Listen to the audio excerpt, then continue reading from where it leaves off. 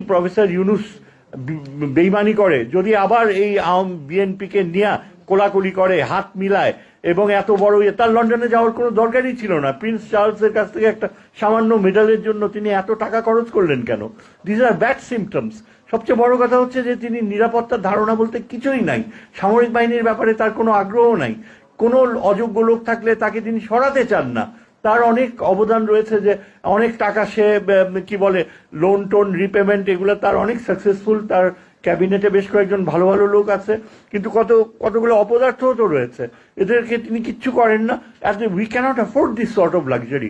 আমি আজ সাজেস্ট করবো তোমাদের ছাত্রদের যে তোমাদের এই সিলেক্ট করা এই যে জাস্টিস রেফায়েত, আমার মনে হয় ছাত্রদেরকে বলা উচিত যে এই ইয়েকে, আমাদের প্রধান উপদেষ্টাকে, যে আপনি যেই পথে যাচ্ছেন সেই পথ আমাদের পথ না। আপনি ইলেকশনের কথা ভাবতেছেন কেন? আপনি বিচারের কথা বলবেন না কেন? আপনি আরেকজনকে তুলে ধরছেন এভাবে যে সেই আগামী প্রধানমন্ত্রী হবে, এমন একটা ভাব দেখাচ্ছে। আমাদের ধর্মীয় দলগুলোর কি কোনো দাম নাই? আমাদের ছাত্রের দলগুলোর কোনো দাম নাই? তোমরা যদি চিফ জাস্টিসকে তোমাদের পাশে পাও, তাকে আনো, তার সাথেও কথা বলো, দেখবা যে আইনের ব্যাখ্যা তার চেয়ে ভালো আর কে দিতে পারবে। যদি বলা হয় যে হ্যাঁ চুপ্পুকে সরানো যাবে না, সেনাবাহিনী সরানো, it's bogus. It's absolutely up to the Chief Justice.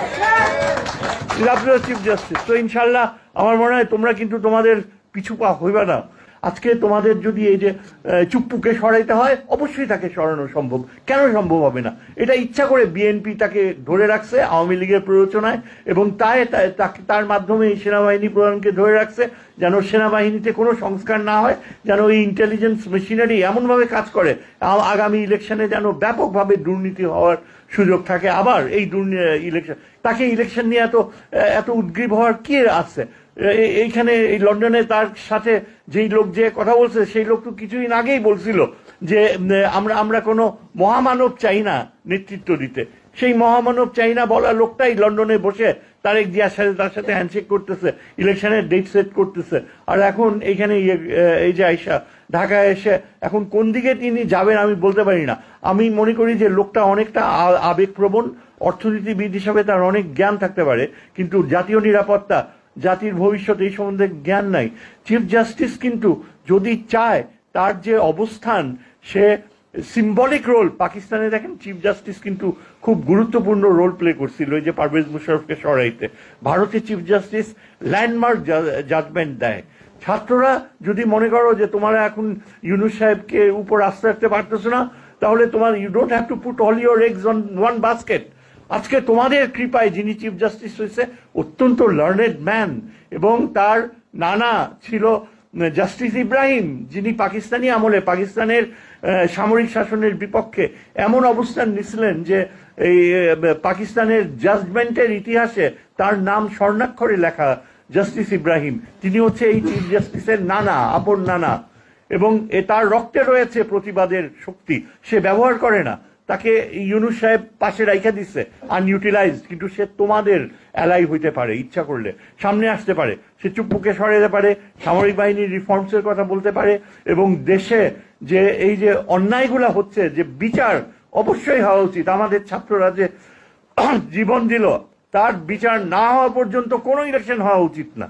এটা অনৈতিক, এটা অন্যায়, এটা আমাদের নিজেদেরকে অপমান করা। আমরা কি সেদিন এক ভদ্রলোক গিয়ে আওয়ামী লোক টেলিভিশনে ওই কর্নেল হক যে ইয়ে করে, ওই রাওয়ার প্রেসিডেন্ট, তার সাথে টক শোতে ঝগড়া শুরু করছে। সে ওই আওয়ামী লীগের ওই লোক বলতেছে যে 71-এ 30 লক্ষ লোক মারা গেছে, আর এই সংগ্রামে মাত্র 2000 লোক মারা গেছে। কোনটা বেশি ইম্পর্টেন্ট? 71? আমরা 71-এর দায়ী, আপনি কিছু না। এই হক কিছুই বলতে পারে না, বলে সেটা ও তো সেট আপ করে না, ওরা আরো বেশি করে বলছে। এই রকমের তুলনা কিভাবে করে? হ্যাঁ, 71, কিন্তু এই যে 2000 লোক মারা গেছে, তার সংখ্যাতাত্ত্বিক ধারণা কেন দেয় যে 2000 কিছুই না? এত সাহস কিভাবে হয়? এই আওয়ামী লীগকে চিরতরে এখান থেকে, এই দেশ থেকে বাইর করতে হবে। এটা ভারতীয় একটা party.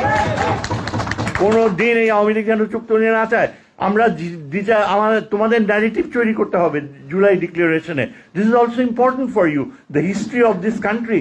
It must go back to the 13th century। বাংলাদেশের অস্তিত্ব নির্ভর করতেছে তোমাদের উপরে, কারণ আমাদের আগামী দিনগুলোয় যদি ভারত আবার আপার হ্যান্ড পায়, তাইলে আর কিন্তু ছাড়বে না, বাংলাদেশকে পুরোপুরি একটা কলোনিতে।